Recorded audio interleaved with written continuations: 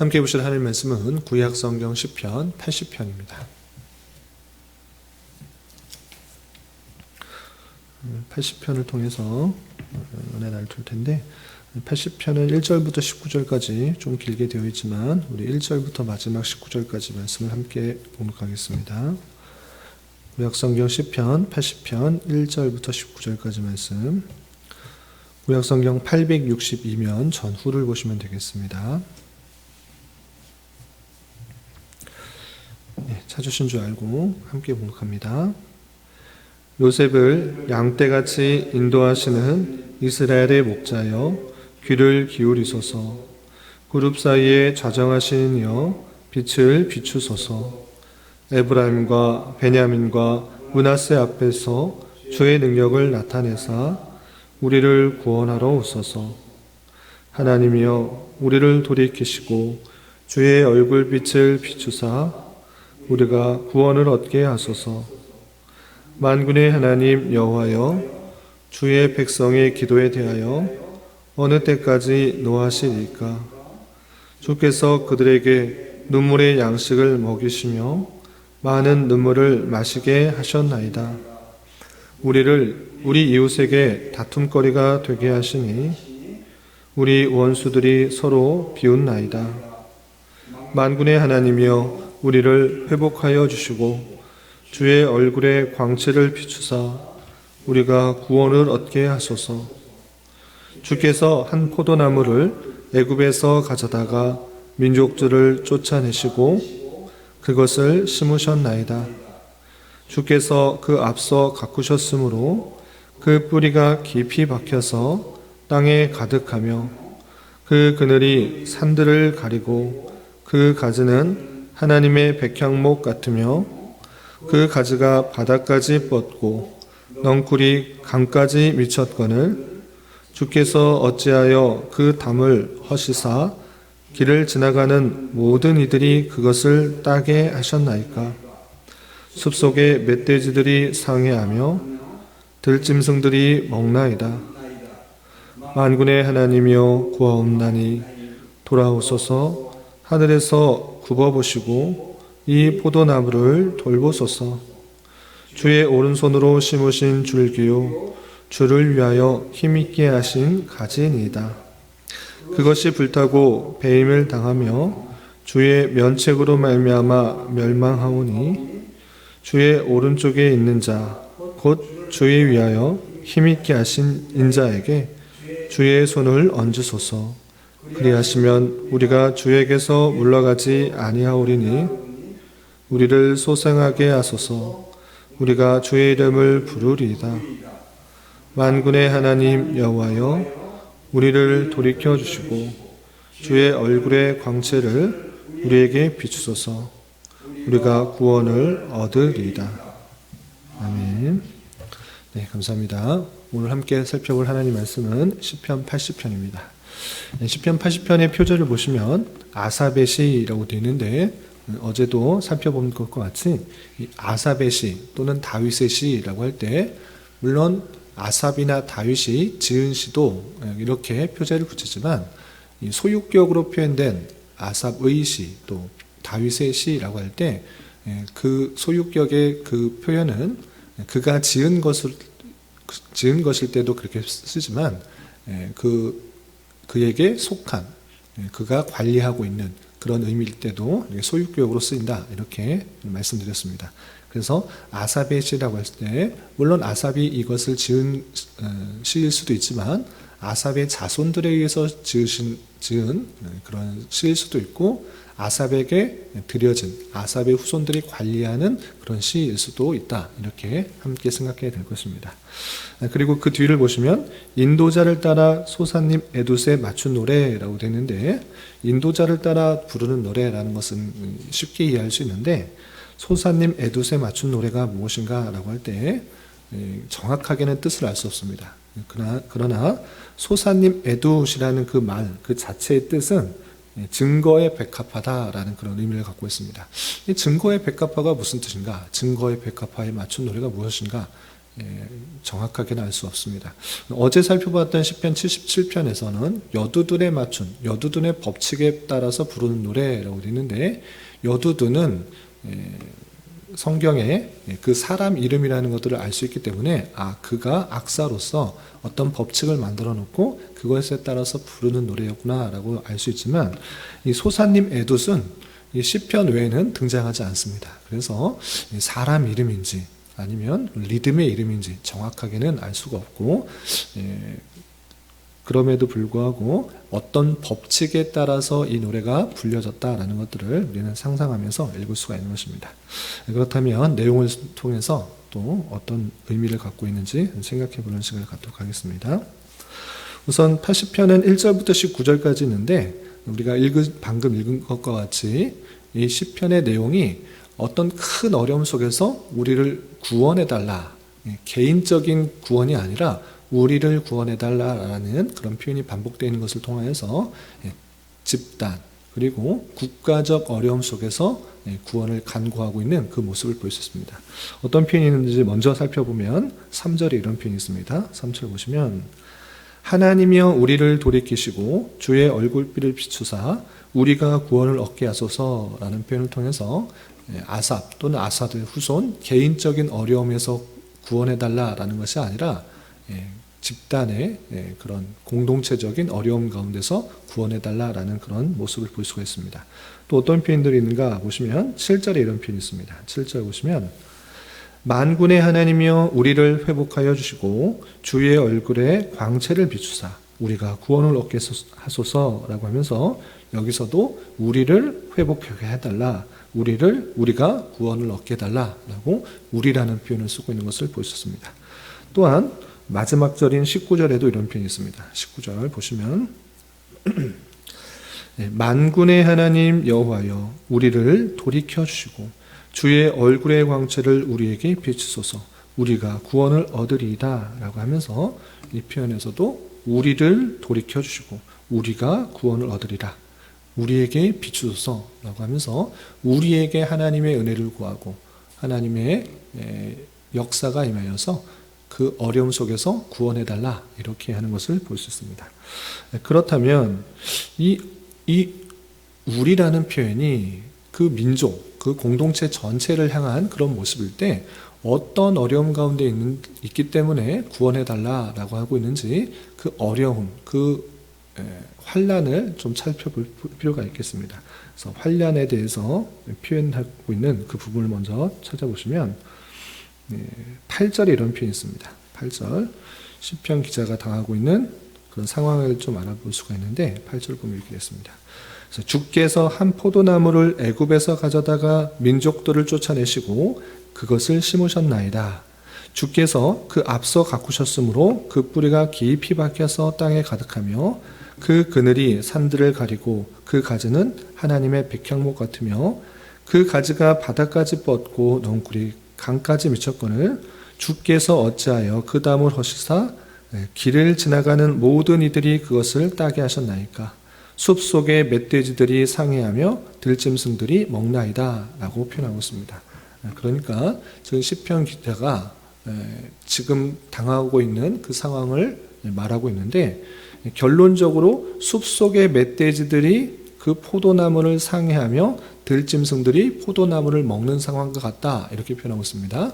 그런데 이 포도나무가 어떤 포도나무인가라고 하는 그 표현을 가만히 살펴보면 애굽에서 가져나와서 심은 포도나무인데, 그 애굽에서 가져나온 포도나무를 지금 있는 그곳에서 살고 있는 그 민족들을 다 쫓아내시고 심으셨다.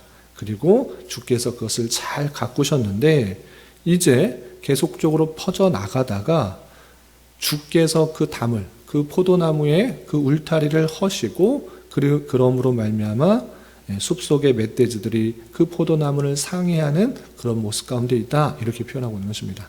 그래서 이 포도나무는 다른 것을 의미하는 것이 아니라 하나님께서 택하신 그 이스라엘 민족들이 가나안 땅에 입성하고 가나안 땅에서 자리를 잡으며 번성하였지만, 그 외부의 다양한 이방 민족들로부터 큰 어려움을 당하고 있구나, 이렇게 생각해 볼 수가 있는 것입니다. 그래서 그 어려움 속에서 우리 민족을 구원해달라, 우리 민족을 다시 은혜 내려서 다 힘있게 해달라라고 간구하고 있는 내용을 볼 수 있습니다. 그런데 여기서 중요한 것은, 그렇다면 이 민족이 그냥 이스라엘 전체 12지파에 대한 민족인가? 아니면 구체적으로 어느 민족으로부터 고난을 당하고 있는 것인가? 이것도 생각해 볼 수가 있는 것입니다. 그냥 단일 민족일 때, 단일 그런 국가일 때, 통일 국가일 때의 모습인가? 아니면 분열 국가의 모습일까? 분열 국가였다고 하면 북이스라엘 때 그 어려움인가? 아니면 남유다에 찾아온 바벨론으로부터의 공격인가? 이것도 생각해 볼 수가 있는 것입니다. 그래서 시편을 잘 읽어보면, 오늘 80편을 잘 읽어보면 이것이 분열된 국가에서 특별히 북이스라엘이 당하고 있는 어려움이다라는 것도 구체적으로 살펴볼 수 있습니다. 어떻게 그걸 알 수 있느냐? 1절, 2절에 보면 이런 표현이 있기 때문에 이것이 북이스라엘이 당한 어려움이다라는 것을 알 수 있습니다. 보시면 1절, 요셉을 양떼같이 인도하시는 이스라엘의 목자여 귀를 기울이소서, 그룹 사이에 자정하신 이여 빛을 비추소서라고 했습니다. 여기서 유대 민족을 이스라엘 전체 민족을 표현할 때 쓰는 표현이 아니라 북이스라엘을 드러내는 표현을 쓰고 있다는 것을 알 수 있습니다. 이 요셉이라는 표현, 그리고 이스라엘의 목자여. 이스라엘은 단일 국가일 때 이스라엘이라고 썼으니까 이거는 잘 알 수가 없지만, 요셉이라는 그런 표현들을 왜 굳이 요셉이라고 했을까? 이스라엘이라고 표현하지 않고 요셉이라고 표현하고 있는 그 모습을 찾아볼 수가 있고, 여기만 그냥 독특하게 하나님께서 택하신 민족 중에 대표적인 사람 중에 하나니까 요셉이다, 이렇게 생각할 수 있는데, 2절을 보면 더욱더 이것이 이스라엘 전체를 택한, 전체를 상징하는 그런 표현이 아니라 북이스라엘을 향하여서 하는 표현이다라는 것들을 알 수 있습니다. 어떤 표현인가? 2절 보시면 에브라임과 베냐민과 므낫세 앞에서 주의 능력을 나타내사 우리를 구원하러 오소서라고 하고 있습니다. 이스라엘 전체의 그 당한 어려움이 아니라 대표적인 지파, 세 지파를 말하고 있는데, 에브라임, 베냐민, 므낫세, 이 세 지파 앞에서 주의 능력을 나타내사 우리를 구원하러 오소서라고 표현하고 있는 것입니다. 그런 것을 통해서 전체를 말하지 않고 이스라엘을 말했다가 또 요셉을 말했다가, 요셉이 아들인 에브라임과 므낫세, 그 므낫세와 에브라임은 대표적으로 북이스라엘의 대표되는 그런 지파인 것입니다. 그래서 북이스라엘에 해당되는 그런 어려움, 그런 환난, 그리고 그런 큰 전쟁에 임박하고 있음을 볼 수 있는 것입니다. 혹자는 이렇게 물을 수 있습니다. 아니, 베냐민은 남유다에 속한 그런 지파가 아닙니까? 그러면서 이것은 북이스라엘의 어려움을 말하는 것이 아닙니다. 북이스라엘에 당한 환난을 말하는 것이 아닙니다 라고 주장할 수 있으나, 그것도 어느 정도 타당합니다. 이스라엘이 나뉘었을 때 10지파는 북이스라엘로, 2지파는 남유다로 나뉘어졌습니다. 이 남유다에 속한 지파는 유다와 베냐민인 것입니다. 그런데 여기서 중요한 것은 이 2지파가 나눈 것은 그냥 베냐민 지파가 다양한 이유에서 속하게 된 것이고, 하나님께서 솔로몬의 아들인 르호보암에게 예언하셨을 때 넌 한 지파만 가질 것이다, 이렇게 예언을 했던 것입니다. 실제적으로 열왕기상의 내용을 보시면 그 나라가 나뉠 것인데 너는 한 지파만 남고 나머지 지파는 북이스라엘로 나뉠 것이다, 이렇게 표현하고 있는데, 그 베냐민 지파는 다양한 이유에서 유다에 속한 것이지 하나님께서 명령한 것은 아닙니다. 그리고 실제적으로 베냐민 지파의 안에 있었던 그 지역인 베델, 길갈, 여리고, 아주 대표적인 그런 베냐민 지파의 그 도시인데, 그 베델, 길갈, 여리고는 북이스라엘에 속하게 있는 것입니다. 그래서 에브라임, 베냐민, 므낫세라고 했을 때 이거 잘 모르겠다가 아니고 북이스라엘에 지명하고 있는 그런 표현으로 이해해야 된다, 이렇게 많은 학자들이 다 동의를 하고 있는 것입니다. 이렇게 북이스라엘이 당한 큰 어려움, 그 그 어려움 속에서 더욱더 하나님의 은혜를 구하고 하나님의 역사를 간구하고 있는 그 모습이다라고 할 수 있는데, 그렇다면 북이스라엘이 당한 큰 어려움이 어떤 것인가라고 할 때, 물론 전쟁들을 많이 했습니다. 남쪽 유다와도 전쟁도 하고 주변에 있는 여러 나라와 전쟁도 했습니다. 그러나 그 전쟁에 있어서 큰 어려움은 없었습니다. 큰 어려움이 없었으나 국가적인 어려움이 언제 찾아왔는가라고 할 때, 이 북이스라엘이 아수르의 사네립의 침공을 받아 이 나라가 완전히 멸망하게 되는 그런 때를 맞은 것입니다. 그래서 그 때를 배경으로 이 시편 80편이 지어졌을 것이다. 아삽의 후손은 아삽 그 어려움 속에서 그 노래가 지어지고 아삽의 후손들에 의해서 관리가 된 그런 시다, 이렇게 생각하고 있는 것입니다. 그런 배경 속에서 읽을 때 더욱더 이것이 더 실제적이고 구체적인 그런 의미를 갖습니다. 그러면 그 북이스라엘이 사네립의 침공에 의해서 큰 국가적인 위기, 이제 멸망할 것 같은 그런 위기 속에서 시편 기자는 무엇을 노래하고 무엇을 간구하고 있는가, 어떻게 간구하고 있는지 더욱더 잘 살펴볼 수가 있는 것입니다. 어떻게 표현하고 있는가 보시면 4절에 이렇게 표현하고 있습니다. 4절 보시면 만군의 하나님 여호와여, 주의 백성의 기도에 대하여 어느 때까지 노하시리까? 5절에서도 주께서 그들에게 눈물의 양식을 먹이시며 많은 눈물을 마시게 하셨나이다. 6절 우리 이웃에게 다툼거리가 되게 하시니 우리 원수들이 서로 비웃나이다 라고 표현하고 있습니다. 이 국가적인 어려움, 이제 아수르라는 거대한 나라로부터 침략을 받고 침공을 받아 이제 무너질 것 같은 그런 위기 가운데 있는데, 시편 기자는 무엇을 노래하는가, 무엇을 간구하고 있는가라고 할 때, 우리 기도에 대하여 어느 때까지 노하십니까? 하나님, 이제 우리에게 눈물의 양식을 마시게 하지 말아 주십시오라고 간구하고 있는 것입니다. 그렇다면 지금 시편 기자가 느끼고 있는 현상은 무엇입니까? 우리가 이렇게 어려움을 당하게 된 것은 우리의 기도도 듣지 않으시고 우리가 눈물의 그런 양식을 먹도록 하신 것이 누구다라고 고백하고 있는 것입니까? 주님께서 이렇게 어려움을 주셨다라고 표현하고 있는 것입니다.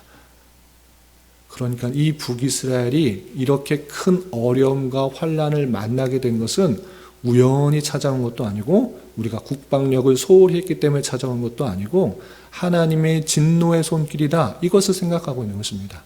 하나님께서 우리의 잘못을 깨닫게 하시고 이 북이스라엘을 쳐들어오게 하는 그런 아수르의 그 형편을 통해서 우리를 힘들게 하고 눈물의 양식을 먹게 하고 또 다툼거리가 되고 원수들이 비웃도록 하게 하셨다, 이렇게 고백하고 있는 것입니다.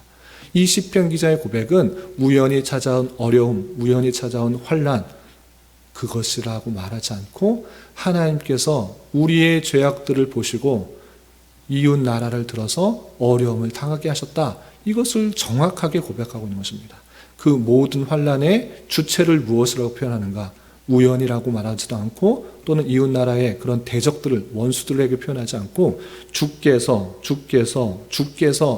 표현하고 있는 것입니다. 그러므로 말미암아 시편 기자는 이 환난과 역경이 누구로부터 찾아왔는지를 잘 알고 있는 것입니다. 특별히 북이스라엘은 처음에는 솔로몬의 그런 죄악 때문에 나라가 분단되었지만 그 분단된 그 북이스라엘 모습에 있어서 계속적으로 하나님을 잘 섬기는 것이 아니라 성전이 남쪽에 있다 보니까 자기가 종교적인 그런 행위를 하기 위해서 하나님 섬기려고 남유다로 가지 말고 여기다 섬기라, 이렇게 잘못된 판단과 행동을 함으로 말미암아 계속적으로 우상을 숭배하게 되는 그런 일들이 있었던 것입니다. 하나님께서 다양하게 경고를 하고 다양하게 선지자를 통해서 말씀하였음에도 불구하고 그들이 돌이키지 않고 계속적인 우상 숭배를 하다가 하나님의 진노의 손길로 그 아수르를 통하여서 멸망당하게 되는 그 입장, 그 상황 가운데 놓이게 된 것입니다. 시편 기자는 그 모든 것을 모를 리 없는 것입니다. 하나님의 말씀에 순종하지 않고 떠난 그 모습 속에서 하나님께서 우리를 치셨고 하나님께서 우리의 잘못된 것을 징계하시기 위해서 눈물의 양식을 먹게 하셨다. 하나님, 이런 가운데서도 우리를 구원해 주십시오. 우리가 살 길은 하나님의 은혜가 필요한 것입니다. 하나님의 자비의 손길이 필요한 것입니다. 라고 생각하면서 시편 기자는 그 환난 속에서, 그 어려움 속에서 다시 한번 주를 붙들며 주 앞에 나오는 것입니다. 그래서 14절에 이렇게 또 간구하고 있는 것입니다. 14절 보시면 만군의 하나님이여 구하옵나니 돌아오소서. 하늘에서 굽어보시고 이 포도나무를 돌보소서. 하나님께서 애굽에서 포도나무를 가져오셔서 이 가나안 땅에 심고 잘 가꾸셨는데 왜 떠나겠습니까? 그냥 왜 떠나신 것입니까? 그냥 떠나신 것이 아니라 그 북이스라엘의 죄악들, 우상 숭배하는 모습들, 하나님의 말씀을 따르지 않는 것들, 그것의 심판의 손길로 하나님께서 떠나시고 아수를 통해서 심판하도록 하신 것입니다. 그 상황 속에서 시편 기자는 하나님 돌아와 주십시오. 구하옵나니 이 상황을 굽어보시고 이 포도나무, 하나님께서 심은 그 포도나무 돌보아 주십시오. 다시 한번 구원해 주십시오. 라고 이렇게 표현하고 있는 것입니다. 그 하나님의 심판의 손길 속에서도 시편 기자는 우리가 살 길은, 오직 살 길은 다시 하나님께 붙들고 하나님께 매달리고 하나님 앞에 돌아오는 것이다 라고 생각하여서 하나님을 더욱더 찾고 부르짖고 간구하는 것입니다. 그런 속에서 한 줄기 그 구원의 빛, 오직 주님이 돌아오셔야지만 구원을 받을 수 있다는 것을 기억하며 더욱더 하나님 앞에 간구하고 있는 것입니다. 그리고 그 하나님께서 다시 돌아오셔서 구원의 은혜를 베풀면 어떻게 하겠다라고 고백하는가라고 할 때 17절 18절에 이렇게 고백하고 있는 것입니다. 17절 18절 보시면 주의 오른쪽에 있는 자 곧 주를 위하여 힘있게 하신 인자에게 주의 손을 얹으소서. 그리하시면 주님께서 은혜를 베푸시면 어떻게 되는가? 우리가 주에게서 물러가지 아니하오리니 우리를 소생하게 하소서. 우리가 주의 이름을 부르리이다 라고 하면서 하나님의 은혜가 다시 임하여서 다시 구원케 하여 주시고 하나님의 택하신 백성들을 다시 붙들어 주신다면 우리가 이제 절대 물러가지 않고 우리가 다시 한번 살아나서 주의 이름을 온전히 부르겠습니다. 예전에는 우상을 숭배하며 자기의 뜻대로 살아가려고 했지만 이제 그런 거 다 버리고 한 번만 구원해 주신다고 하면 다시 주를 부르고 주를 온전히 섬기겠다라고 하는 그 간절함이 담겨있는 이 시편의 모습을 볼 수 있습니다. 이 시편의 내용을 통해서 많은 것들을 우리는 교훈받을 수 있습니다. 그건 첫 번째 무엇인가 라고 할 때 이 시편의 기자는 이 국가적인 어려움, 북이스라엘 찾아온 그 큰 환난과 어려움을 우연히 찾아왔다 생각하지 않고 있는 것입니다. 이것은 하나님의 징계다. 하나님께서 우리를 벌하신 것이다. 하나님께서 우리를 어려움 가운데 있도록 하신 것이다를 깨달았습니다. 이것이 아주 중요한 것입니다. 우리는 환난과 역경이 그냥 우연히 찾아온다 이렇게 생각하고 있을 수 있지만 영적 민감함을 가지고 또 하나님과의 올바른 그런 영적 교제 가운데 있을 때 그 모든 상황이 우연히 찾아왔다 생각하지 않고 하나님께서 우리를 징계하는 손길로 깨달을 수 있는 것입니다. 그런 영적 민감함을 가지고 우리는 우리 앞에 닥치는 다양한 상황 속에서 혹여나 이 어려움과 환난이 우리를 징계하시는 손길은 아닌가, 하나님을 더 찾도록 하시는 그런 손길은 아닌가 생각할 수 있어야 될 것입니다. 물론 모든 그런 어려움과 환난이 징계의 손길은 아닙니다. 그러나 모든 어려움과 환난은 성도를 더욱더 성숙시키고 하나님만을 바라보고 하나님을 찾도록 하시는 그런 하나님의 손길인 줄 알아 그런 어려움들을 찾아왔을 때 더욱더 낭망하지 말고 좌절하지 말고 하나님을 찾고 하나님을 부르짖으며 혹여나 나의 죄악으로 말미암아 하나님께서 징계하는 손길은 아닌가 다시 한번 되돌아보며 하나님께 더욱더 나아갈 수 있어야 될 것입니다. 그리고 시편 기자가 아주 잘 바라본 것은 무엇인가? 그것은 오직 하나님의 은혜 아니면 살 수 없다라는 그 고백인 것입니다. 이 국가적인 어려움, 나는 애굽에 나가서 또는 남유다에 가서 아니면 또 다른 큰 나라에 가서 도움을 청하면 살 수 있겠다 이 생각하고 있지 않는 것입니다. 이 어려움과 환난이 주께서 주신 줄 알아. 우리가 살 수 있는 것은 오직 하나님밖에 없다. 하나님께서 은혜 주셔야지만, 하나님께 구원해 주셔야지만 우리가 살 수 있는 것이다. 이것을 바라본 것입니다. 우리는 여러 가지 어려움이 찾아올 때, 힘든 일이 찾아올 때 세상적인 방법이나 내 지혜를 갖가지 동원하여서 이겨나가려고 합니다. 그러나 그보다 앞서 우리는 주 앞에 온전히 무릎 꿇고 하나님 아니면 살 수 없습니다. 이것이 온전히 하나님께서 나에게 주실 은혜 아니면 살 수가 없는 형편을 깨닫게 하기 위해서 주신 형편인 줄 알아. 하나님 앞에 무릎 꿇고 하나님 앞에 간구하고 하나님 은혜 주셔야지만 내가 살아갈 수가 있다는 것들을 고백하며 살아가는 그런 모습으로 우리는 도전을 받아야 할 것입니다. 우리는 무엇을 가지고 살아갑니까? 내가 갖고 있는 계획, 생각, 판단, 여러 가지 세상적인 방법을 동원하여서 살아가고 있지는 않습니까? 정말 하나님조차 내 뜻과 생각을 이루기 위한 방편으로 쓰고 있지는 않은지 되돌아봐야 될 것입니다. 그 모든 것들을 다 버리고 하나님께서 주시는 힘과 지혜와 능력으로 내가 살아갈 수 있다는 것들을 고백하면서 하나님께 모든 것을 맡기며 살아가는 자, 그것이 성도여 하나님께서 원하시는 삶이다라는 사실들을 잊지 말아야 할 것입니다.